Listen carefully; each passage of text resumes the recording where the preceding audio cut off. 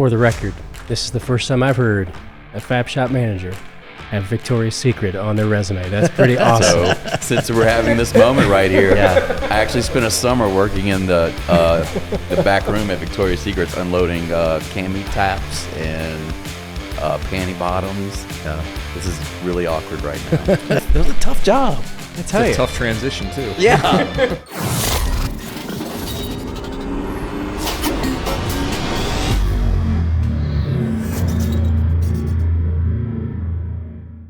This episode of the Fabricator Podcast is brought to you by Nuts, Bolts, and Thingamajigs. Tee off for the trades and support the next generation of manufacturing. Join us on Monday, May 22nd at Firethorn Country Club in Charlotte, North Carolina for NBT's Golf for Manufacturing South. All proceeds will go towards supporting summer manufacturing camps and scholarships. Reserve your spot today by visiting nutsandboltsfoundation.org. Hello and welcome to the Fabricator Podcast. I'm Dan Davis with Fabricator Magazine. I'm joined by Amanda Carlson-Hicks. She used to write for The Welder, and now she's helping us out with some copy editing functions. Hello. She's had a long desire to be a part of this fantastic media endeavor. So we've decided to reach out and make this opportunity happen. Gareth Slager is joining us as well. Yep. Hello, Gareth. How are you? Good. And before we get into this episode with Adam Hickey, we've got Brandon here. Just a minute. I'm in the middle of like a thought process. Oh, shit, sorry. And now that Brandon has become a vocal part of this party, he will get an introduction as well. Today's episode is with Adam Hickey of Hickey Metal Fab in Salem, Ohio. Hickey Metal Fab won our industry award.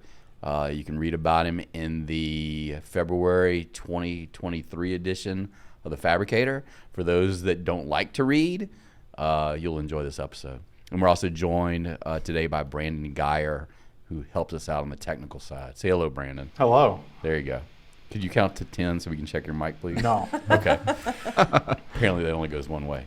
So before we jumped into this, there was a question about worst concerts, or was it first or worst? Whichever is more entertaining. Oh. And that's always good for a conversation. So do you want to start first? Because I think you were the originator of this point of conversation. Oh, yeah. I guess the worst would be Nickelback. It was a free concert in Rockford they were doing this. What year? This was like 2000 or so it was really before the whole like anti-Nickelback kind of movement. Kind of. Yeah, it was before they were big because it was a free concert in Rockford. Do you sense their ability to turn off thousands of people as well as entertain thousands? Or entertain hundreds? It was a rainy, muddy day, so it was kind of right in their wheelhouse for that type of crowd, I guess. It was at Davis Park in Rockford, which, Amanda, you probably are familiar with that area. Yes. Yeah. Let's shift this awkwardly before all the Nickelback fans get enraged. All two of you. People may find this hard to believe. Amanda went through a juggalo phase. Juggalo? Insane Clown Posse? Yes. Is that not true, or am I confusing you with someone else? Oh, I was thinking gigolo. I didn't know what you're talking about. Oh, this is going to get flagged by YouTube. So, I must have been thinking of somebody else. What is your worst? So we did have in my freshman year, again, this is college, so I had the burnt perm and everything. One of my suite mates had a poster of the Insane Clown Posse. So that's from Indiana? No, she's from Joliet. Oh, the Juggalo movement is big in Indiana. Oh, well, it's kind of close, right? Are they kinda, from Huh? Indiana? I don't know. Technically, I don't know. But, yeah. They hold the Juggalo Festival in Hardin, Illinois every year. Where or at is least they that? used to. It's down in southern Illinois. It's like way south. They're from Detroit. Yeah. Well, Detroit is also close to Indiana. So maybe there's something there. So anyway, what's your best worst? I don't think I have a worst concert. What's your first concert? My first concert was Amy Grant in second grade. Man, can you sing any Amy Grant tunes today? Yes, but I will not do it. All right. I will not do it. Amy Grant married Peter Cetera, formerly of Chicago. Is that right? I don't know. I thought she was married to Vince Gill. Oh, maybe there are three. A throuple? Oh, it is Vince Gill. Oh, maybe Peter Cetera just did a song with her. Yeah, that might. I think they did have a duet together. All right, whatever. So let's see. My first was Sha-Na-Na. Oh, wow. That's old timey. That is. My mom had a Sha-Na-Na record. Sha-Na-Na. And let's see. The worst. What would be the worst? I don't know if I've ever seen a show I hated, but I drugged my wife to see Devo, and she was kind of disturbed by all the lonely males that were there with me. Not too many dates that night. And Devo's the worst? Really? No, like for her. Oh, she was gotcha. kind of like looking. It was like just a look of disgust on her face the entire night. It didn't help that they didn't have an opening band. They had a comedian who was like a performance artist. Oh. Which is very Devo. Was he a mime? Negative. It was like I forget. It was like some type of like involved video elements that were more of a commentary on consumerism in America. It makes me laugh just thinking about Wow. it. Anyway, so yeah, and then we had kind of a similar experience when I took her to see Social Distortion with me, where it was probably kind of the same contingent, except maybe people had more tattoos and more black shirts, but not a whole lot of dates there either. So you've never had a bad concert. You've only taken your wife to Yeah, I her don't- bad horse concerts. Yeah, I'm trying to think like she's drugged me to like I've seen shows I didn't really sign up for, but they're all fine. At the very least, it's kind of entertaining. I avoid shows at major stadiums. That's just too many people. I've seen one that was REM Monster Tour at Allstate, and that was fine. But it was just like what? You can't see the stage. Well, exactly. Yeah. I don't know. And like, you're supposed to be into it, but I'm not that into it. Yeah. At least when you go to like a smaller show, you got to stand up. So at the very least, you don't feel like you're dissing an artist or anything like that. I will say I don't like to be up front where the artist can see me because I'm not as enthusiastic as maybe I should be for being a fan of theirs. You're one of those guys who just stands with their arms folded. I do a lot of head bobbing. I do a lot of head bobbing and actually toe tapping. I might even get to jumping every now and then. Really? But yeah, I can't be singing lyrics because my mind only works a certain way. I don't have a good feel for that. What about you, Amanda? What do you prefer, like, type of venue? Small. Yeah. Small. I'm with Dan. I'm not. One with I the don't roof like intact. a lot of people. I think my experience in that realm was kind of ruined. College. Went to a Korn concert in Madison. Korn and Rob Zombie, and it was really great. But we started on the floor, and that was it was too much. Yeah. Too much jumping. I fell. You were in the Get pit? up. I ended up going by myself up, like in the second row or Yeah. She second, whatever you call said- it, she the said- balcony, just to sit by myself and listen, because I couldn't handle just the jostling and the. Yeah. I couldn't do it. Amanda in the pit would be just. I was terrified. Terrified. I was fortunate enough to get tickets to the Green Day show at the Cubby Bear. No, Metro. Sorry, Okay. the Metro. Oh, wow. When was it? Fall or winter? Yeah. Or whenever it was. So obviously packed in there. People want to be there. Huge Green Day fans, and they start kind of doing the mosh thing. And Green Day has been around long enough. There are not all young people there. No. So like some of these, late 40s, early 50s dads with the Costa hats on and the Oakleys, kind of like watching these kids and trying to put in there, like taking it personal, like, hey, what are you doing? What? That was kind of amusing. So you didn't get in the pit? No, I've been in one. It's for a band called They Might Be Joy. This is the early 90s. And they were at the Metro again. They're good. You might know them from the very popular song King of Beers. Smash a glass and cry too much joy. I thought you were going to say They Might Be Giants at first. No, I've actually never seen them.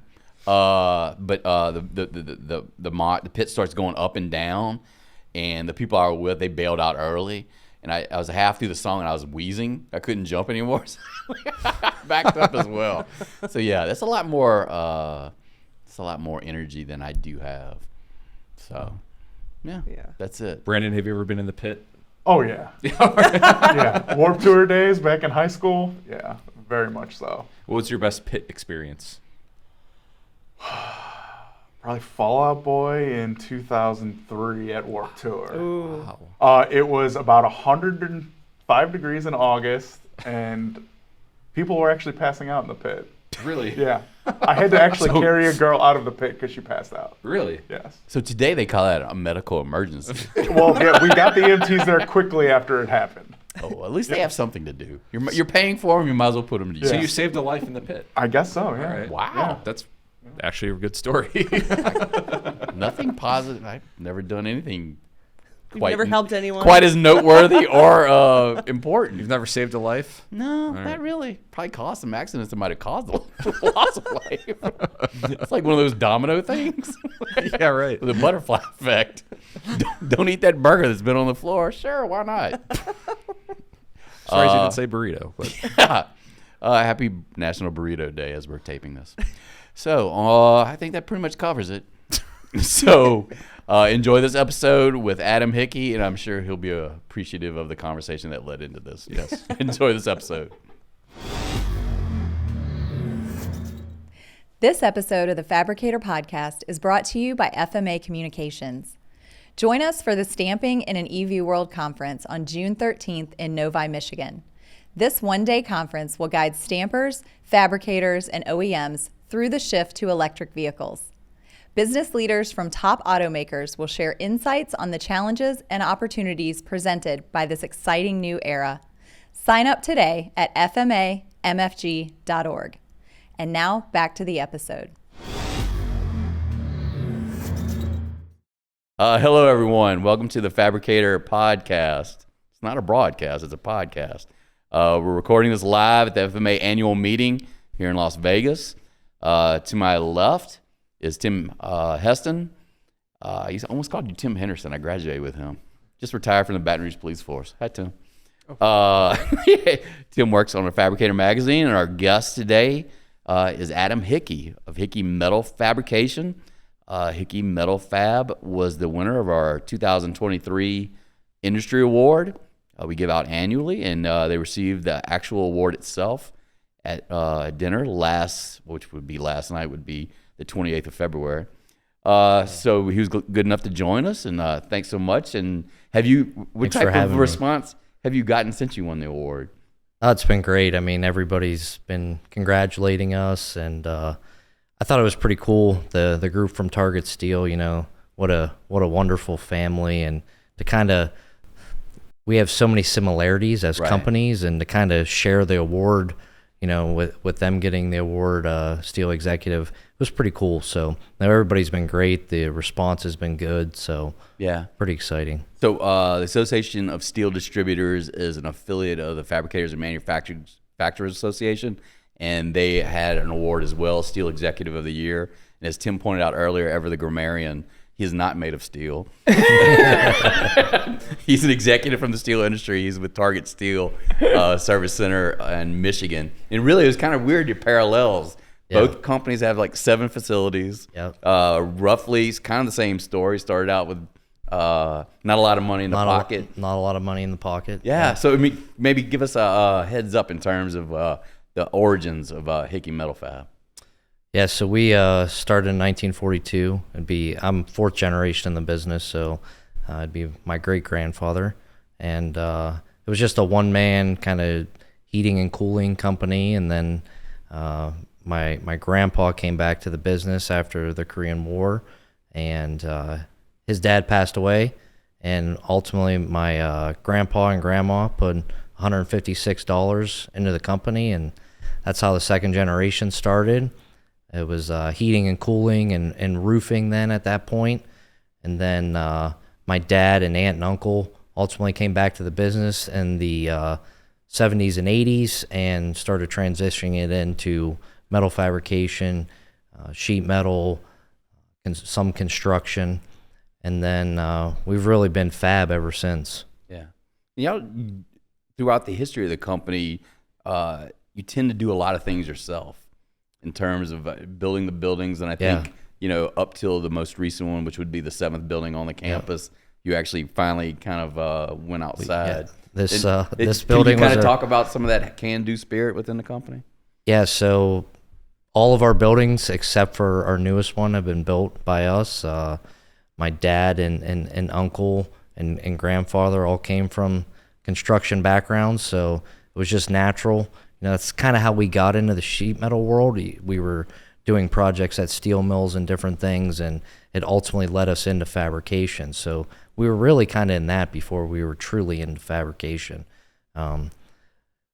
We're to the size now and the growth plans that we have. We just realized we can't put our resources into building buildings anymore. We gotta do what we do every day, and that's make products. So that's why we ultimately decided to go with a partner in the area, and they did a great job for us. So it's interesting. You design your own buildings. Kind of bring us through that process as far as, all right, we're going to build this new building. What's the flow? What kind of work's going to go there? How are we going to split the work? Communicate through various physical walls. So it's always interesting because one of the things that always gets put into the plans is we're going to have X amount of space for warehousing, and none of our buildings ever end up with any warehousing space. So right. we tend to somehow make a deal and buy a piece of equipment, and there goes the warehouse space. We still lease warehouse space, and it's part of the future expansion, but it's always kind of a running joke between us now because we always dedicate certain space to warehousing, and it always tends to go away first. So, no, I mean, our buildings, we've grown organically over the years. So, you got the four walls to work inside, and you try to do the best you can at the time. I mean, if you could look back over 10 years, I'm sure we would change things about it and maybe change where certain equipment's at, but you got to work inside the walls, and that's what we try to do. Yeah, and you do have some redundancies in some of the buildings so that you don't necessarily have to, there's just not one press brake in one building. And so we're big on redundancy across our campus. So some of our larger OEMs, we've made that commitment to them over the years that we would put redundancy in. We would make sure that if something happened to one of our facilities, even a bad power outage, that it's not going to affect their business. So, yeah, Dan, to your point, I mean, we have lasers and punches and press brakes and weld robots. Even our machine shop is across 2 plants, so we pretty much have redundancy across every plant. Yeah. Do you manage them as mini factories, so to speak, or as one large unit? Both, actually. I mean, so at the end of the day, they are kind of their own little mini factories. We have plant managers for each plant that are basically in charge of their product, their profit and loss per se, and then at the end of the day, we have to still make sure we're connecting all the pieces. So that's really my job, making sure all those pieces are connected and that we're not being siloed just because we're in separate buildings. Right. There was a picture during the Hickey Metal Fab video during the award ceremony where there was a young man next to, I think, one of the original pieces of Trump, the larger equipment. Yeah. He had his plant manager. Yes. And you can tell, I can recognize the 80s at a moment's notice. So this guy must be, he's a plant manager now, so he's been there a while. Yeah, so, our Cameron. He had good hair back then. Yeah, he's like me now. He doesn't have much hair left, but there we go. Yeah, he's been with us over 30 years, and he was there on that first piece of equipment that we got in the late 80s. So yeah, it's pretty crazy. So we have a lot of people on our management team that have been there a long time, and they grew up through the ranks and they grew up through the shop, and that's kind of how myself and my 2 cousins were brought on board too. I mean, we grew up in the shop and we learned how to weld and how to run equipment and forklifts and move material, and that's just how we were brought up. So can you kind of just for the audience describe Ben, Nick, and maybe even your parents, like their roles within the company? Yeah, so Ben is basically in charge of facilities, maintenance, new projects, equipment, fixturing, that kind of stuff. So he focuses more on that. Nick focuses on all the engineering, and he's our PE. And I handle the operations side, sales, purchasing, that. And then my dad is the president, obviously keeps track a little bit of everything. And then Suzanne, who's my stepmother, she handles all the financials and is in the CFO role. So, Gotcha. So, go ahead. No, I was kind of wondering, going back to kind of how you managed all the pieces of the puzzle in the 7 buildings, et cetera, and nesting and getting all parts to meet at the end. Where's the end? Is the end in one area, or is the end in a mini factory, or kind of a combination of both? A combination of both. So we ship out of multiple facilities. So sometimes the end is there, and sometimes the end, we have to actually get the product from one building to our shipping area. So even though it's just right down the street, it's still logistics. So we run all of our own trucks. So we have 4 trucks and 2 straight trucks that run all day long, delivering to customers and just moving product around our building. So yeah, and thinking about that and reading about that, and of course you visited them at length, but that kind of mentality, having those mini factories and mini buildings, almost gives you kind of a discipline of flow throughout your whole facility, because you can't, there's only so much room in this one building. You can't fill it. You got to keep it moving downstream.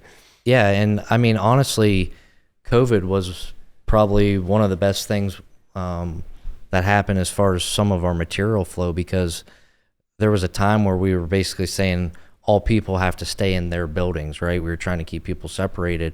So that made my job a little challenging to say, okay, how can I complete as much of that product in one building instead of, we would laser burn something at one plant and ship it to another plant to be bent, and maybe it went to another plant to be welded.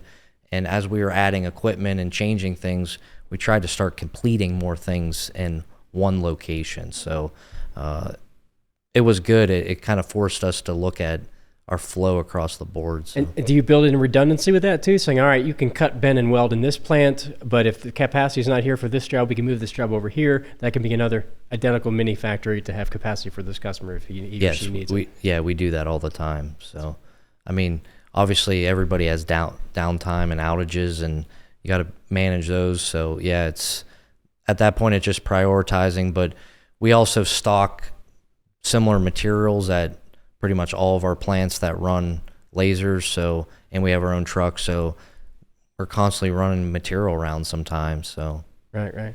Also, because being a 4th generation family business, I always love to visit those kind of companies where it's just ingrained as far as the culture and the personalities. Mm-hmm. What kind of perceptions do you get from new hires who've say come from a larger organization, et cetera, or maybe even outside manufacturing? What's their first impressions of the culture?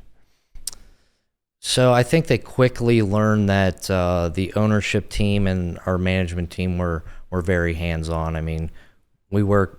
We wear jeans and work boots to work every day, and we're out on the floor. And this is true. We run our business by touching it, feeling it, talking to people. So I think as new people come in, they instantly gain respect that, okay, these people are out there, and they want to help us, they want to teach us, so they can grow, so we can grow. Yeah. The dynamic at the company is changing a little bit in the sense that, relying on experienced people, I think you used the term hybrid scheduling when we talked originally. Yeah. The introduction of not so much stickers, but tracking labels. Yeah, that was or labeling. Your dad was. I think either you or your dad described it as people almost getting too excited. Yeah. to have that knowledge. Yeah. So we added a new ERP system and scanning and some different functions, but we've done some things in our ERP system where we honestly haven't let the system kind of run it because we still think the human intervention is super important to run our business. And so it's all about that human intervention. Yeah, it is. Yeah. Do you obviously are you in the same boat with most other people in terms of trying to find people to work, and maybe touch upon Building 7 and what's happening there? Because I think that's kind of ties in with what everyone's battling. Yeah, obviously, I think if you probably talk to 100 people here, probably 99 or 100 are going to say that they're having labor issues, right? And I honestly don't think that's going away. So I think that's going to be a constant challenge in our industry. And getting younger people. Some of the sessions today where they're talking about the 10 and 11 and 12-year-olds, and I think that's great. I completely agree. You got to get the younger people in there. That's how we got excited about manufacturing and fabrication. I mean, we got to do it, we got to see it, and I think you'll get more people doing it that way. Some of the things we're doing, though, obviously we're still investing heavily in automation. I still think you got to figure out a way to do more with less, because we want to hire more people, and a lot of people want to hire more people, but they're just not there. Yeah. Right. I thought it was, were you on the shop tour the other day with Precision Tube? No, I wasn't. Well, it was a neat tour, but what was interesting about it is everybody was under 40.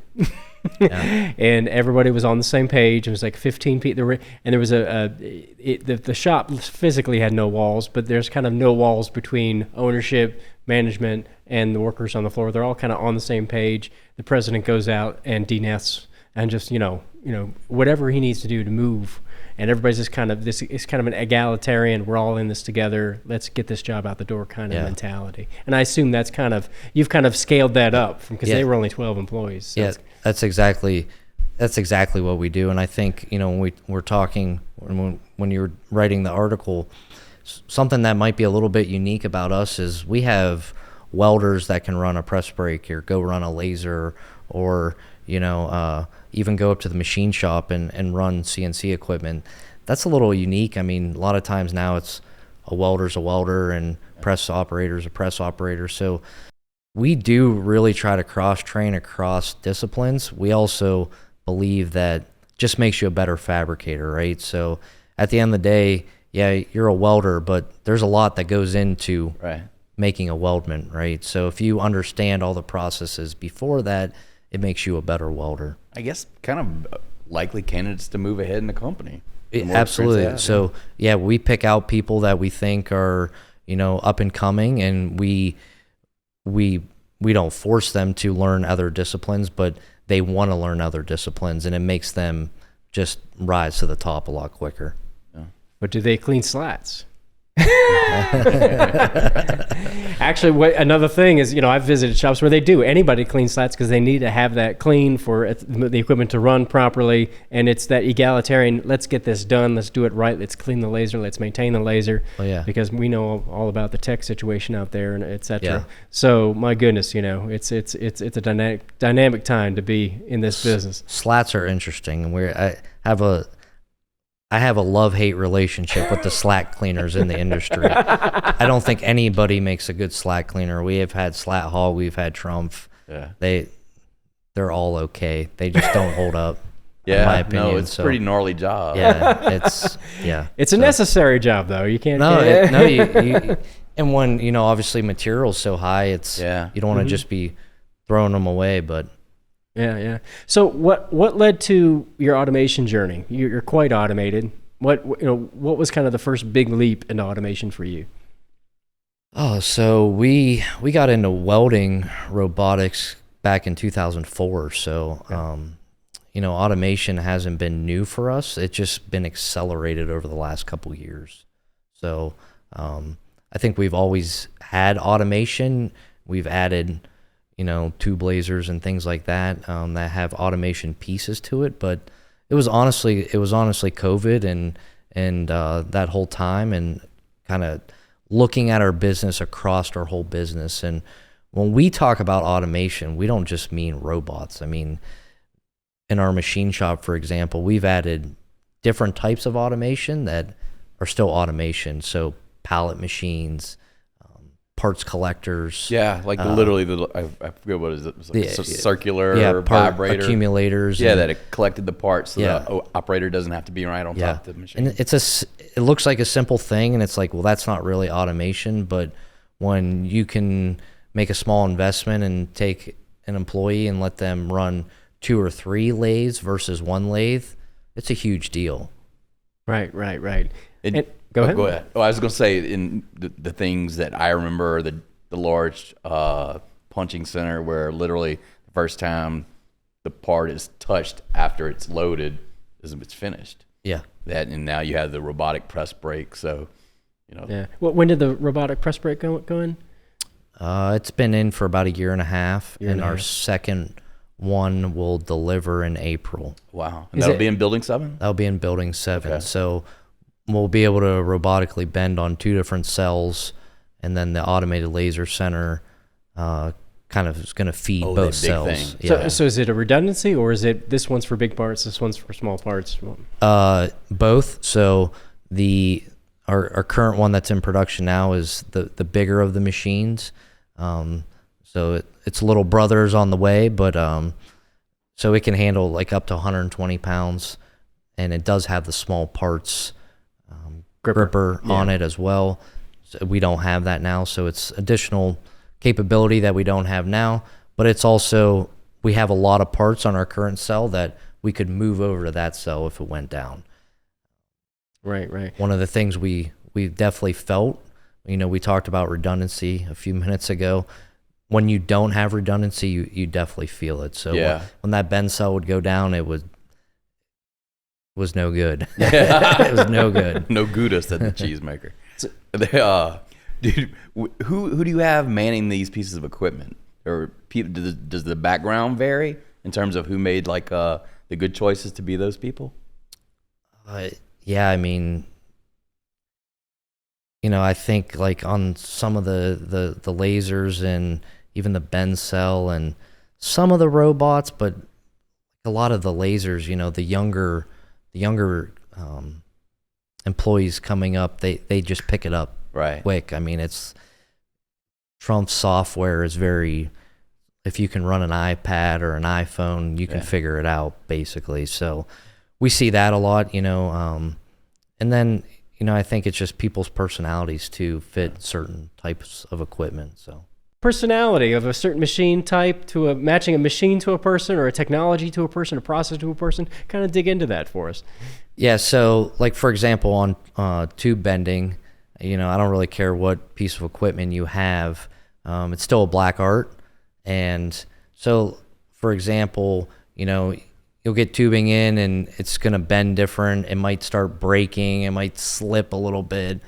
And you have to sit there and be able to make the adjustments and think through it and not get frustrated.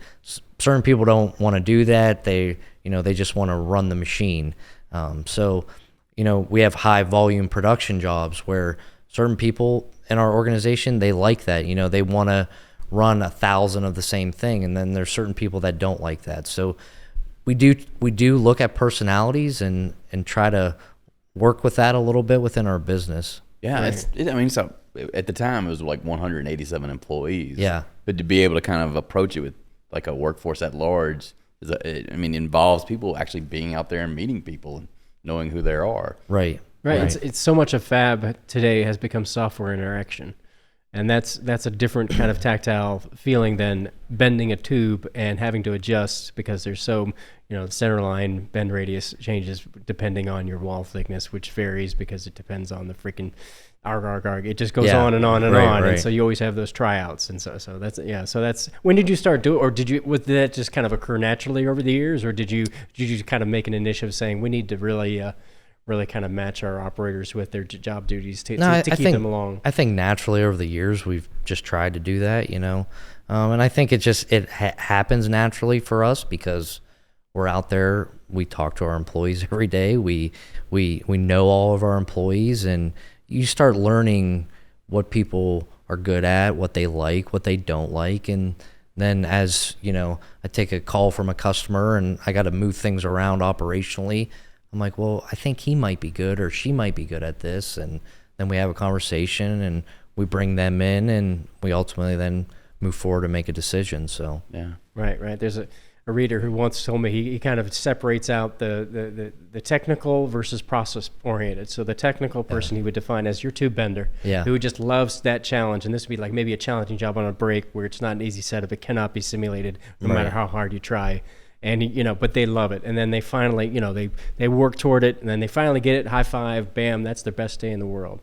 Right. And other people are process oriented, where they like process. They like to, manage the flow throughout. They want to say, all right, let's see, this should happen this way and that way and that way, and to deviate drives me nuts.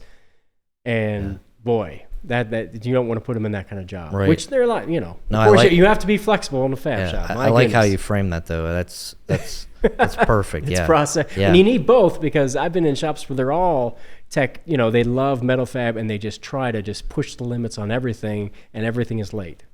Right. So, you know, it's kind of chaos. And so they have a hard time attracting employees because there's overtime, et cetera, and it's just chaos. No, I agree. You need both for sure. So as a family-run company, I don't even know if I asked this during an interview. How do y'all handle disagreement? Probably different every time, but I think the great thing about us is we can disagree and then we're fine 5 minutes later. Yeah. So we don't take anything personal, and we push each other. So right. The disagreements are, we're not disagreeing because we don't like each other. We're disagreeing because we think there's different ways to get to the end goal. But at the end of the day, it's all about the end goal. So, Yeah. What is that end goal?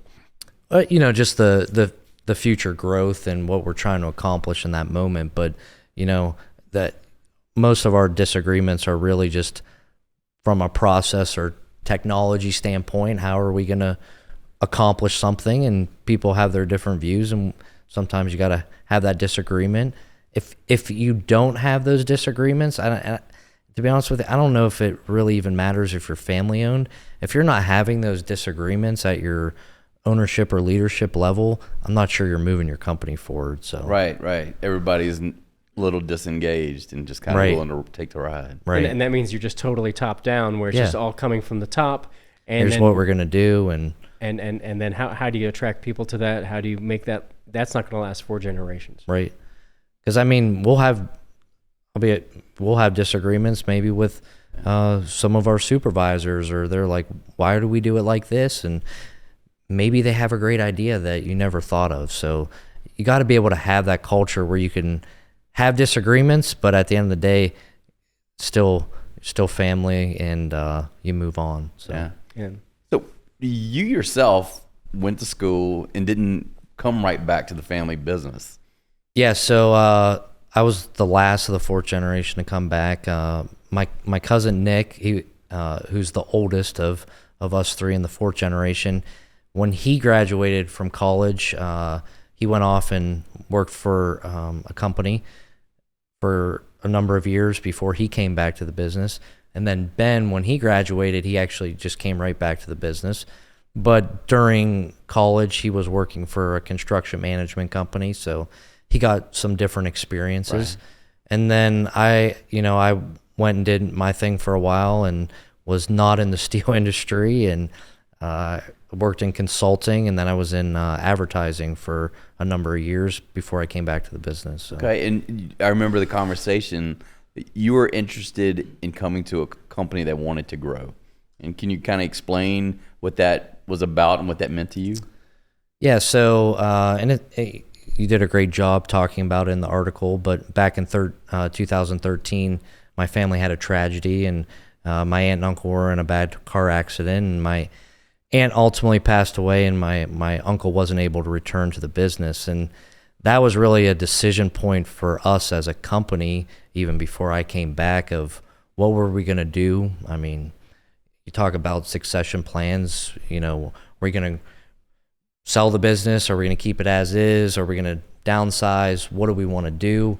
And ultimately, my 2 cousins and my dad and stepmother decided that they wanted to grow the business. And once I knew that was the case, I wanted to come back and be a part of that. And that was kind of my only stipulation coming back, was I want to grow the business. So, yeah.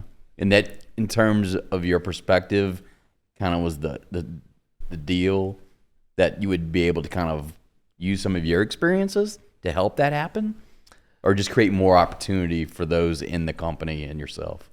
Yeah, it was, it was definitely, I think all of us have used outside experiences. Yeah. I think that's important, to leverage different learnings that you learn outside of just the family business. So, that was definitely important. Yeah. right about the time that you actually made your submission for like the industry award, it kind of coincided with I think the phraseology was getting outside and letting people know who you were after so many years of not doing that. Yeah. And that's pretty amazing. You're able to kind of just do it on organic growth and word of mouth. What made that decision to kind of like actually reach out and try to do some marketing? So a couple different things. So we made the decision to hire a marketing firm. So that's my previous world, and I worked for large corporations such as Kohl's, Nordstrom, Victoria's Secret. So I lived in that world, and I know how to do marketing, but I just don't have the time to do it. Right. And we hired an agency and brought them in, and they did a good job of pushing us, and that's what I was looking for from an agency. I wanted new ideas, and they said, "You guys have a story here, and you're not telling it, and we think you should do some of these things." And they ultimately were the ones that recommended that we should probably get more involved with you all, and they did a good job of pushing us in the right direction. Yeah. How do you measure ROI for something like that? Or is that even a consideration? It's tough, and to be honest with you, it's not really about the sales on it. So we were trying to build more awareness. We want people to know who Hickey Metal Fab is now, and to know the type of work we do, the type of company we have, our culture, our equipment, and I think over the last couple months we've been successful in doing that.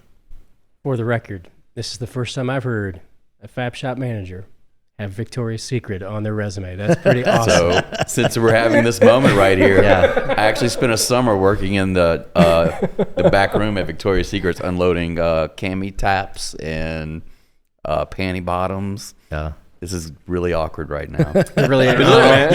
You don't know the sheer terror of a giant box coming in, and it's filled with those peanuts, and all those little things are like, they're not packed like in a giant pack. They're all individually thrown in there for the store according to the SKUs they need. And you would ultimately, at the time, they were selling like bath lotions and stuff. So you'd stick your hand in those peanuts, and all of a sudden there was this creamy thing in there because something had busted open. Right. It was a tough job.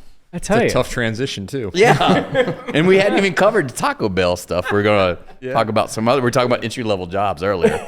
So You wouldn't realize, though, how many similarities there are between, being in manufacturing and just being in marketing. So in marketing, you got to solve problems. You got to be a creative thinker. You got to think outside the box. You got to be able to sell. So there's a lot of things that I took away from that ultimately helped me in my manufacturing career.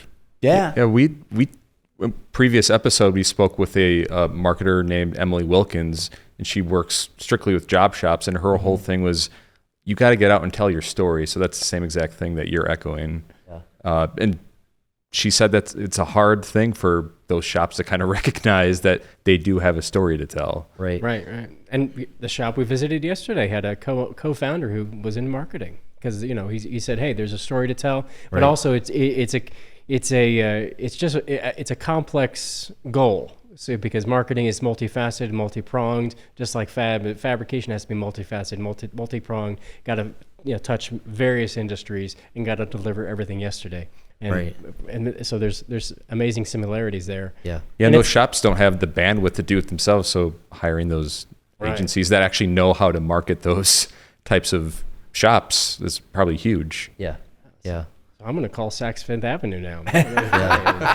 So and I think it's not about doing what I like to call just marketing for marketing. I mean, anybody can pay for ads, and anybody can do that. It's doing all the different types of things. It's doing things like this that are important. So yeah, getting the word out. I mean, it's literally, probably people in the industry would probably argue that finding good skilled workers is probably the ultimate challenge. But just letting people know, just raising awareness outside of this community, and I think it's getting there just based on.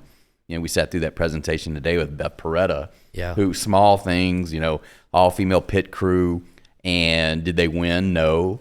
but they qualified, and they qualified with a bum car, or at least some kind of mechanical issue. Yeah. And if that story didn't touch like everybody in that room, and it's just one part of it. But people keep kind of sharing their tales and offering. I was talking to somebody at lunch about your family's business and the customers you work with, and it's incredible. It's incredible. I loved from the presentation earlier when she said, "Why not?" Right. And then also, well, I never thought that I couldn't. Yeah. And that those two things just really hit home for me, because that's kind of how we think too. Well, why not us? And we don't think that we can't do it. We think of the ways that we're going to do it. So I thought that presentation earlier was great. She did a great job. I like the allegory, the allegory of the pit crew changing over 6 seconds. And it's and really, we had a longtime industry consultant that worked for FMA. He's passed on now, Dick College, but he say, "You're not a metal fabricator. You're not in the metal business. You're in the changeover business. You got changeover on stop on a dime, move here, move there, everything. Just to adjust because the world is chaotic around you. And you may have a production job, but you may have to jump in and produce something, and jump back in, jump back here. And you probably experience that every day. Every day, and actually, we are very good at changeover. So we do specific things, and it's just kind of how we run our business. And our largest and best customers know that they can call one of us, and we will figure out a way to turn our operation around without impacting everything else to get something done for them. So we look at changeover and ways that we can do different things all the time. Yeah. It's funny what someone might have grabbed from that presentation, and you mentioned the pit crew and how she took these people with no real automotive racing experience, and there's a landscaper, there's a dog groomer who I imagine was her favorite because you mentioned her more than once, and a bartender, and we had that conversation about people coming into your organization, the former pizza restaurant owner. One of our truck drivers, he was a cook for 35 years in an Italian restaurant. Yeah. And I knew of him just from one of my friends. It was a friend of a friend. And, I said, if he can do that every day in that pace, and I said, he'll fit right in, because we're a very fast-paced company and constantly changing. And especially, hey, I need you to run here. No, you got to go do this, pick up this. So from a truck driving standpoint, it's very, moving stuff around all of our plants. So I'm like, I think he'll fit right in, and it's worked out great. Yeah. So and you still maybe a pizza oven for one of the buildings. Yeah. You go to town on. But just and particularly I've coming out of the pandemic and the hospitality, I've heard that from more than one shop where people have these not necessarily manufacturing backgrounds, not necessarily gearheads, not necessarily like farm. I was going to say farm boy, but I almost said farm people, which sounds like farm hands. It sounds like farm hands. Thank you. Yeah. Farm people sounds like a horror movie. The farm people, but having these people come to manufacturing and finding kind of a nice landing place, and I think that story is going to be repeated awfully quite often. No, I do too, and that's when we're interviewing people, we try to figure out what do they like to do, outside of work. I mean, when you get somebody talking and just tell us their story, and they start saying, well, I like to work on my truck. Okay, if you like to work on your truck, you're probably pretty mechanical. Then you like to work with your hands. Okay, you might be better over here, or maybe you're better in an assembly position. So we do that all the time in our interviewing. Has that always been a formal approach? Pretty much, but I would say, to your point, it's definitely changed over the last couple of years, and you were bringing people into the industry that weren't really in the industry before, so just had to look at the ways where they could help and what skills matched. And how did you match that? So in other words, like, all right, I need a breast brake operator. This person has no experience. What kind of person? He's like, yep, this guy would be good. We can train him from the ground up. Or is press brake several rungs up, saying you're going to do other jobs first? No, so I think that's a couple different things, I guess. So one, we try to match that new person with somebody that is experienced, that can teach them the bending side, can teach them, how to tweak the program, how to check their angles, how to read a print, how to do all those types of things. And then, like in a press brake, obviously some of our parts, they're not little widgets, so there's a physical aspect to it in some of our press brakes. Some of our runs are not 2 and 5 and 10 parts. They're hundreds of parts. So some people don't like that redundancy of doing the same thing. So, that's something we look at.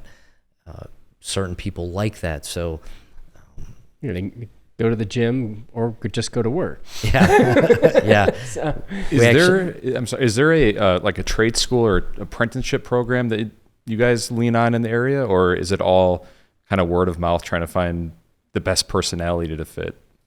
We do have a couple trade schools in our area that we try to work with, and but like, you were talking press brake operators. You don't just find press brake operators anymore. Yeah. If I looked at our last 50 applications for somebody that ran a press brake, maybe 1 or 2 actually have any press brake experience. Right. So you really gotta start learning about the person and figuring out, okay, what can they do and not do, and then where can they fit. So are you seeing maybe like a disconnect between what trade schools are offering and what you need in the shop? Oh yeah. We try to work. Suzanne and I both sit on the board of a couple of our trade schools, and we try to work with them on their curriculum, and we try to also bring their students in and give them, hey, here's what you learned in the classroom, and now we're going to teach you real world applications, because they're not always the same. So I think they're trying and they're getting better, but there's still a lot of work to be done there, to be honest with you. Yeah, a lot of finishing work, it sounds like. I know in Salem that the Hickey name's attached to some scholarships. It is. At the local high school. So, I mean, really the family's kind of ingrained in the town's history.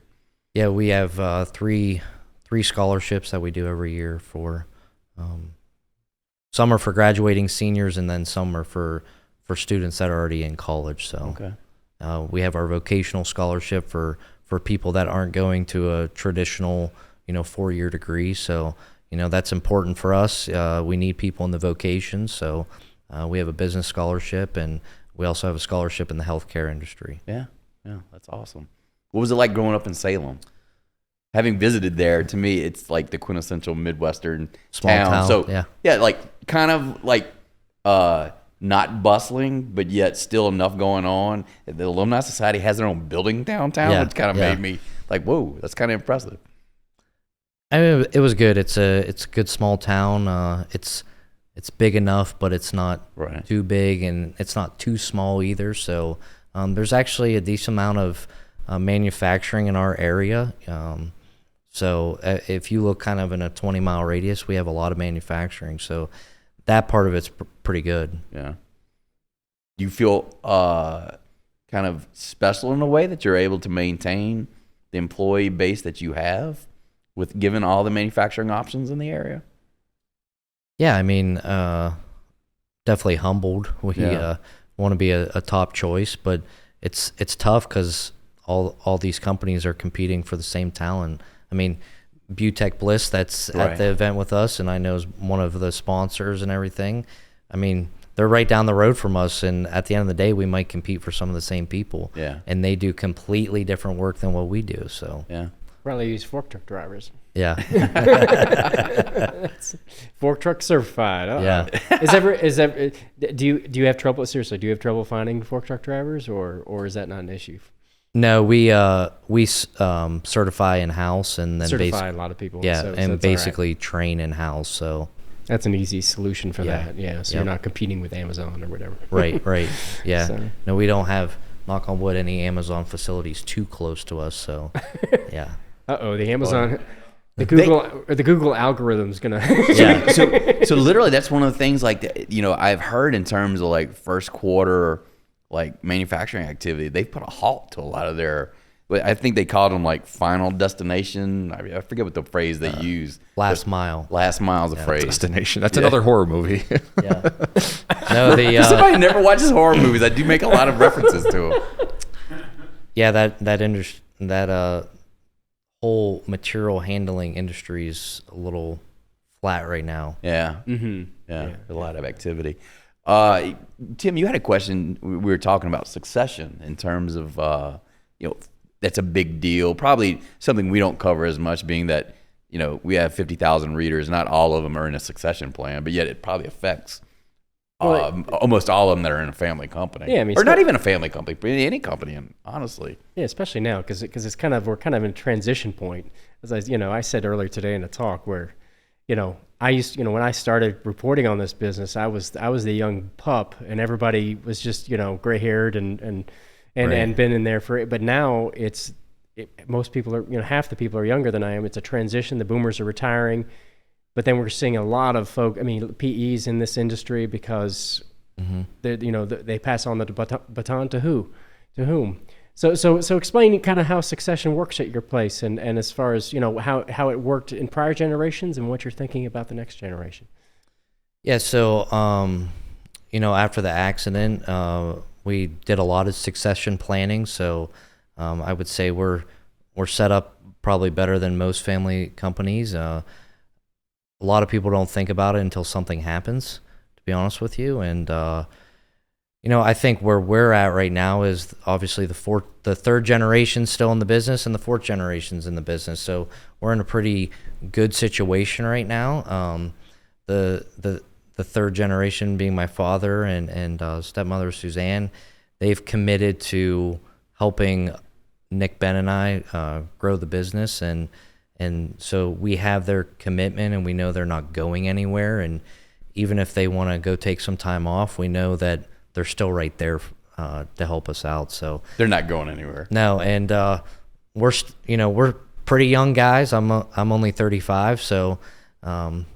We plan on doing this for a little while, so and we all have kids, so maybe the fifth generation will be there, or maybe they won't want to. So our parents never forced the business on us, and we're not going to force the business on our kids either. Yeah, it's an exciting time for us 35-years-olds to kind of see the industry. Yeah, it is. I'm glad Tim's offered this elder perspective. Yeah.